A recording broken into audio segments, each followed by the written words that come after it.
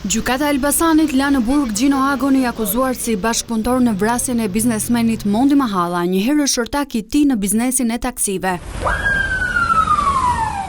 E po ashtu në burg është lënë edhe roja i karburantit Kujtim Pisha, i akuzuar për moskallëzim të krimit. Gjatë seancës me dyert të mbyllura, e cila zgjati më shumë se 2 orë, palët u njohën me aktet dhe me dëshmi të dhëna nga personat e marrë në pyetje. Burime bëjnë me dije se organi akuzës bën lidhjen e Gjino Agos me ngjarjen, për faktin se makina që u përdor ditën e vrasjes ishte e kompanisë që drejtohej nga Mahalla dhe Ago dhe ishte dhënë në përdorim nga ky i fundit në persona të tretë.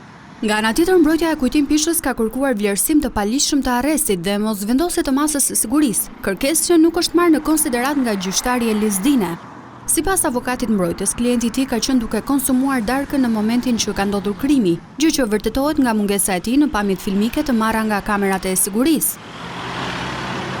Biznesmeni Mondi Mahalla u ekzekutua në makinën e tij Range Rover sapo kishte dalë nga zyra e karburantit Xhaxhi Oil.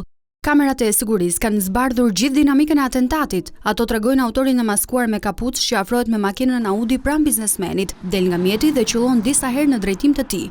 Pasi lë të vdekur në vend me 2 plumba në kokë, autori dhe bashkëpunëtorët e tij janë larguar me shpejtësi me makinë.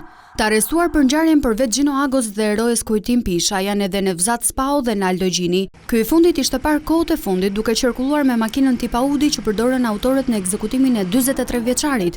Pas ngjarjes së rënd, makina Audi u gjet e djegur në fshatin Mirak bashkë me një pistolet brenda, ndërkohë që në kërkim mbeten Marcelo Arani dhe Armando Kola, të dyshuar si ekzekutorët e biznesmenit.